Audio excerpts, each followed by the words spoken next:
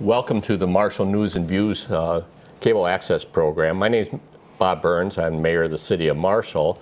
I have been a guest on this program before. I've never been the host of this program, and tonight, or today, we're actually going to kind of switch roles. With me, of course, is Ellayne Conyers, our longtime host of this program. And Ellayne, this is your final program because you have some changes going on in your life and your family, and so you won't be hosting this program anymore. So this is really an opportunity to kind of reflect back on all that you've done, on not only in this program but in the community, and also kind of for us to say thank you for what you've done. So maybe.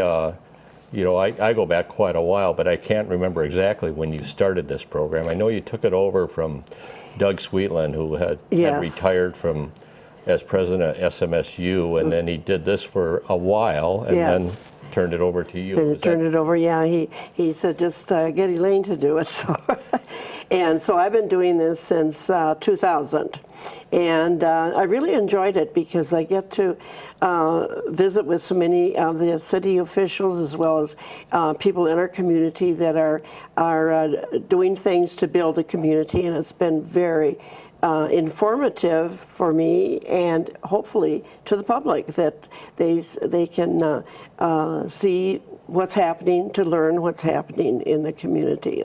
It's been a real pleasure. So you started this in 2000. Right.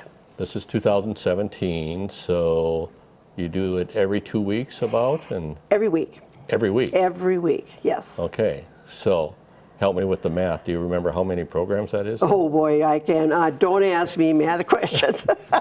Okay, we'll just say a lot. A lot. And they're all about a 30-minute program. Right, So how did you always come up with the ideas of who to invite or who to? Mostly I have, although in recent years I've had a lot of people contact me and say, I really would like to be on your show. Such and such is happening. I'd like to talk about that and let the public know about that. So that's a real plus when people have information that they want to share, because I don't always know what's coming up, and it's a wide range of people. It isn't just city officials. We include the hospital, the YMCA, all kinds of not so much business things, but more information for the general public, you see, and what is happening in our community. So you really kind of had your ear to the ground, or your thumb on the pulse of what's going on in the community. That's right. that people are looking for more information on. Yes, and people that want to share information. Yes. Yeah. So do you think back on any program that happened to be more memorable than others, or a favorite guest or a favorite program? Oh boy, that's a good one. Me, yeah, that's right. So. We try to have you on as often as possible, that's for sure. But yes, of course, happenings within the city. Like when the Red Baron Arena was being constructed, we went out there several times, because sometimes we did programs on site. So we would go out there at the very beginning and stumble over the dirt piles and everything, and then we'd go back as it progressed. And I always thought it was important to have a history that it could go back on, just like with the library, when that was expanded and everything, and when the children's portion was put together, that these organizations could then have a history on a DVD as to the progress of their project, and the courthouse was another thing. We had the demolition of the old courthouse and the building of the newer one, and additions and so on, and I think that's important to have that in a community. Well, history has always been an interest of yours. Oh, yes. You want to talk a little bit about your history in the community, and then your work with the Historical Society? Okay. Well, I started out back in the early 60s, I suppose, when I worked at the first middle school in Marshall, and that was one of the first in the state. And it was, in a sense, an experimental type of thing, and the state was watching to see how this progressed. If a middle school was a good idea instead of just having grade school, at junior high and senior high. So you taught there? I was a paraprofessional. I Okay. did not teach. So that was, you graduated from Augsburg College, I Yes, believe. yes, And from then, Augsburg. So you came here. Came here.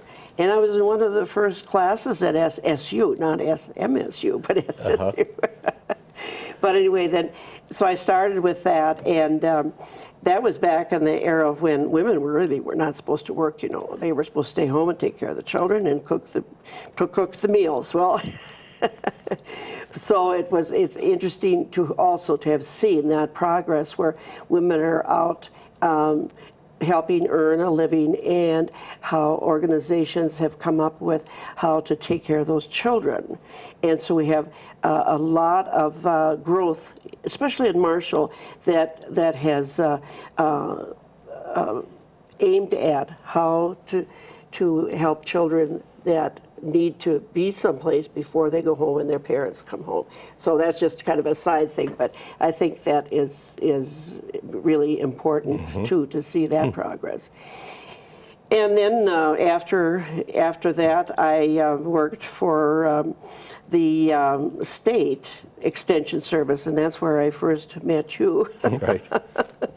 And then that was in Redwood Falls, and then because they took the specialists from St. Paul Extension Service and brought them out into the rural areas with the idea that they could communicate better with the counties, the townships, and such.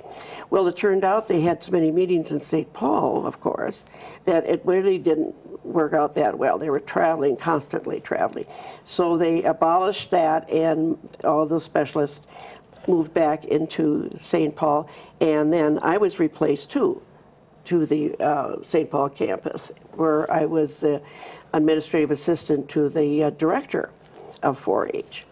And then lived up there. That was in the later 80s. Came back here, and I had nothing to do. It was rather boring. I started reading the want ads. And then some of the people from the Historic Society came to me and said that the museum, the county museum, had been closed for a couple of years, and they wondered if I would start it up again. And so I thought that sounds like a good opportunity. Then went to the 1890 courthouse, which is now, of course, has been demolished for quite a few years. But anyway, we used the museum moved into the old courtroom. And that was interesting too, because there were a lot of people that would come, you know, to be married at the courthouse. And then since that was the old courtroom, they often wanted to come in there and get married at that site. You know, so we had a lot of weddings at the museum. And we also had a lot of bats. I like to tell about those bats that would fly around in the ceiling, a very high ceiling. And I complained to the county commissioners about it. Well, I said, nothing much we can do because we can't kill them. You know, they're a protected species and so on. So I brought a tennis racket, and when they come too close to me, I'd swing that thing because I didn't want them landing on me. Right. But anyway, it was a whole nother story. But anyway, then there was $30 in the or $35, I guess, in the checking account, and that was it. No money coming in from the county because it wasn't a functioning museum. So then I started going to the county commissioner meetings, and they were not interested in sponsoring a museum. They were really more interested in infrastructure. So I made a sign finally about this big, and I wrote roads and bridges, and I carried that into the court to the meeting, of the commissioners and just walked all the way up front and then went and sat down. And I got their attention. So they started out with, they gave us $5,000 for working with the information for the museum, and it built up then. And actually, when I left, we had a budget of $56,000, and that wasn't just from the county. I also went to the city, and then donations, of course, and grant money. And then I also collected $126,000 for having our own building, because we knew that courthouse wasn't going to be there forever. So anyway, then when I got cancer, I decided, okay, I'm going to quit all this. So I did. But I didn't like not having anything to do. Right. So well, in the the meantime, the courthouse was demolished, the old part of the Yes. courthouse, and then Historical Society, the museum moved to the Knights of Columbus building, and the Struthers Arcade building are right in there. Right. Yeah. And then the city, the county, it was the county library. Well, it was the city owned. City owned it, yeah. Owned library that The library, yeah. ended up going to the county, and Yeah. then that's where the museum Yeah. is right now. So that was a little switching back and forth there. right. So It's nice to have it downtown, and a place that's easy to get to and everything. And they've done wonderful work there, wonderful work. Yeah, I know one of the things that one of the first years I was mayor, we had the 125th celebration, and yes. you were very involved in the planning of that, and especially with kind of the organization of some of the downtown involvement in that. So Yeah, I co-hosted that, and that was a wonderful adventure too. It was a 5-day celebration, and I had different committees that took different areas, like the parade and different functions that we carried on during that 5-day celebration. And it was interesting because then I asked each group to come up with the amount of money they needed in order to do their part. And they came up with a figure of $60,000. And I also had a group that went out to finances to get the finances. And they actually raised $80,000. So we had money left over. It did not belong to the museum, because the museum had nothing to do with this. but the museum was kind of the fiscal host. I mean, you Yes. ended up being the bank account. Yeah, but it wasn't something that was just completely sponsored by the Right. museum. It was all the community and the businesses and groups in the community. So we had that money left over, and then it didn't really belong, to the city either. So we decided, in meeting with city officials, we decided, let's put this into cultural art. And I suggested we do a statue of Mrs. Whitney, who named our community. And so we are the 7th city in the whole state of Minnesota to have a statue to a woman. And that Women didn't do anything, they just did all the chores. And of course, that statue of Mrs. Whitney's on the corner of College Drive by where 3rd Street intersection is. Yes. And so that seed money was also then combined with a application to a legacy grant. That's right. Yeah. Which funded that. So it helped. Right. It helped so that we could have something like that. And also been part of that art connection and cultural connection in town with the murals. So we've added that type of thing too, and that's all exciting to see those kinds of things happen. Right. And then to be a part of it, it's wonderful. Right. Yeah, and all of that is really part of kind of a balanced community. Yes. Certainly we need to thrive economically, but then also culturally. Yes. And so we have a community where people come because of a job, but they want to stay because it's a quality community. That's right. So- And heard so many comments over the years. Well, Marshall is very good at sports activities, and we continue to be with the Red Bear and and everything. It's very, very important. But then sometimes people will say, well, how about the cultural part? Are we going to have anything like that? And we do have that now, and we will continue to do that, providing more, art exhibits, more cultural adventures and performances and so on. And there's those people that like that too. Right. So that 125th celebration, my memory is that was 1997. That's right. So if we add 25 years on, we're not too far away from the 150th. Oh, that's right.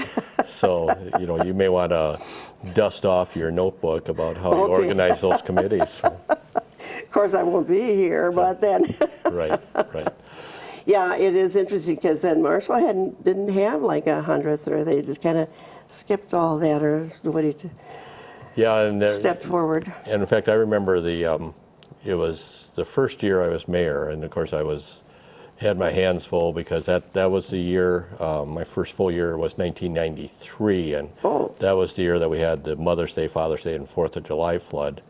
Oh, and I always sure. remember there was an Yes. author that came in to, he was marketing a book, and he said, Marshall's going to have the 125th, and then I think I talked to you, and we really tried to verify that, and there was actually a number of different dates that you could say Marshall started.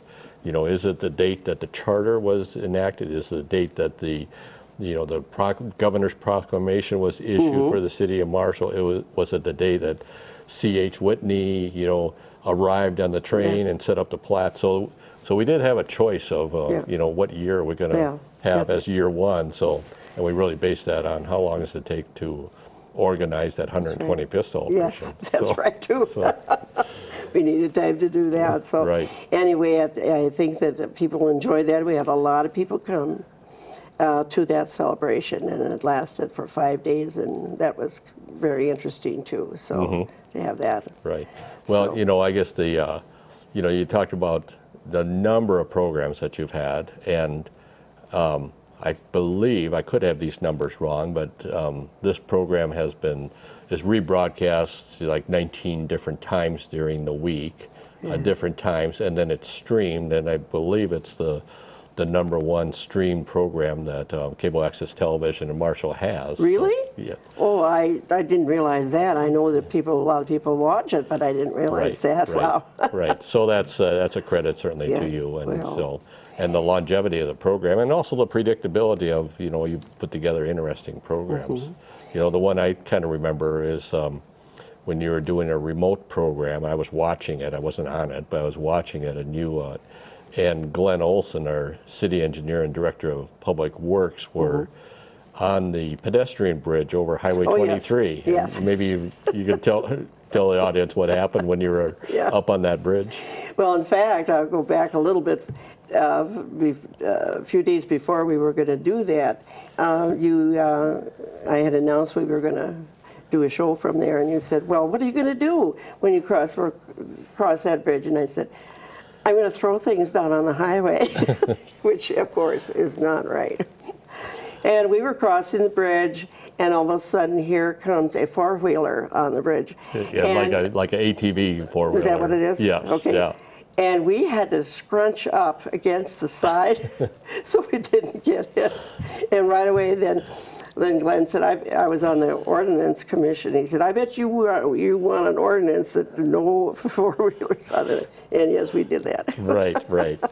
So, of course, you referred to being on the Legislative Ordinance Committee, Yeah. and that's when you were on the City Council. That's so you right. served a term on the City Yes, Council. yeah. And So that was interesting too. I really enjoyed that because all the not commissioners, but the council people were very active, very much for progress, and so we saw a lot of things happen during that period, and personally it was an exciting time to be a part of that kind of progress. That was really great. And one of those things, of course, is the Red Baron Arena. And there were in the Merit Center, and industrial growth as far as filled up that Sonstegard industrial area very fast, which showed that there was really things happening in Marshall. There was really growth. Right, that was a Sonstegard Industrial Park. I think originally we had about a 10-year plan that it would fill up, and it filled up within about a couple of years. Yeah. Where, everything, and probably as important, it filled with companies that really have roots in this community. Yes. Runnings and Relco Right. and beverage wholesalers, which had been in the community in a different location, and the Action Manufacturing, Action Track Yes. Chairs, and certainly all of those companies, probably had lots of choices where they could go. Oh, They yeah. didn't have to expand in Marshall. They could have gone to South Dakota. They could have gone to another community, but they really chose to stay in Marshall, which is a credit to the leadership of that company, but also it helped to have space available and the infrastructure all ready to go for them. So. Yes, and then that brought in employees. Right. So a lot of people came to Marshall to work, or like we've talked about this probably before too, that the chamber, we were talking about that at one point, and Cal decided, I'm going to change the name from Marshall Chamber of Commerce to Marshall Area, and to include these communities around it. I remember when we first came to town, everybody was jealous of Marshall in all the towns. Oh, Marshall gets everything. Well, we worked for everything. But with including the communities around us, then they became a part of this regional center. They could live in a small town where it was cheaper, and maybe there was a lake by them. But then they came to Marshall to work. And as of now, I believe we still have about 25,000 people that come in each day to work. Yeah, our Is that daytime right? population is probably just over 25,000. Our census population is right around 13,000. So, so it's I always say that we roughly double our population each day, Yeah. and that's people that are coming to the community primarily for jobs, but Yes. also for education, also Right. for healthcare, and for retail and Right. shopping. And in fact, half the employees that work in Marshall don't live in Marshall. So, Sure. So to your point that, Marshall as a regional community, all these communities are important. And in fact, I communicate often with the mayors of other communities, and in particular the mayor of Wilmer and the mayor of Worthington, where we talk frequently. And I've always said to those people, and they agree, that Worthington, Marshall, and Wilmer really need to be strong, and strong economically, because then that helps all the other communities that are in Southwest Minnesota. Yeah. And that if one of us doesn't have our act together in terms of jobs or the economy, then that's going to hurt the entire region. So. That's right. And Marshall has always been such a good leader in the area, And I think about we are really in a floodplain. The glacier came off Buffalo Ridge and just cut right down into the area and took all that topsoil and everything with it. And here we were in a floodplain. Where does See, that was before my time when that happened. Well, but, mine too. But the idea that Whitney started the community here. Okay, he didn't know that it was a flooding area. Look at what Marshall has done to take care of that. Right. We're not. That has not stopped the growth of Marshall, because the leaders in the community, in our government, have taken care of that problem. And in fact, your letter to the editor today tells about how we have solved these problems, and now we are very progressive and continue to be a regional center. So it's to the leadership of this community over the years and how it continues. So let's get back to talking about you, though. so the, you've had we've outlined quite a legacy of public service and public involvement and public kind of helping the public, working with the public, being a public person has always been probably pretty important in your life. Yes, it has been, and I've enjoyed it. Good. So the next chapter, now you'll end up, you've sold your house, and you're going to be moving to be closer to your family, right? That's right. That's right. So there are the 3 girls up in the Twin Cities, and my husband is in a nursing home up there, so that it's closer to the daughters. And so I'll be moving up there too, and it'll be a whole new adventure. I won't be able to look out at the prairie, but I can look out at the urban area and enjoy the things that go on there. So Right. it's a new adventure. But you'll still maintain connections. I think you have a column Yes. in the Marshall newspaper. Yes. You're going to continue that? I'm going to continue that because they told me, well, you can write that from wherever you live. Right. So you'll still have the connections. Yes, And yeah. the focus of that column has been similar to this program in that, things that you find interesting about history in the Yeah, community. yeah. And that also led to your book, right? So- Right.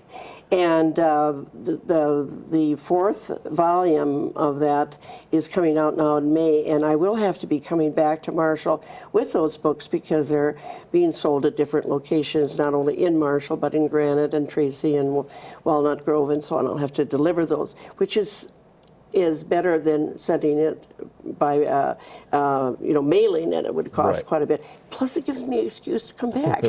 Right. So your books are really kind of a compilation of your columns. Of the columns, yes, that's right. And after writing for that many years, the publisher told me the book would be this thick and nobody would buy it, so we divided it up into 5 issues. And it's been selling fairly well. I don't expect to get rich on it, but it's just people wanted it. They were after me constantly, and finally decided I should do that. Well, certainly, the contributions that you've made, not only the chronicling of history and the sharing on this program, your involvement in the community, your work with the arts. I think were you maybe one of the first females that were as a member of the Marshall Rotary Club? I think Yes, that's probably true. that's right. So- It wasn't, and they made me an honorary member of all things. I'm apparently the only honorary member that they had. Right. And So- to be a woman, wow. So certainly, as we're drawing to a close on this program, certainly thank you for what you've done, and I'll let you do the final kind of sign off of this program. Yes. Well, and I appreciate that. I've so appreciated living in Marshall. I'm going to miss my house. I'm going to miss the community, and I'm going to miss the town. It's hard to leave. It is not an easy thing to do, but it's something that I need to do, and I can do it and move on. So thank you for your leadership, your friendship, and the opportunities that I've had here. Well, on behalf of the community, thank you, Ellayne. Okay. Bye.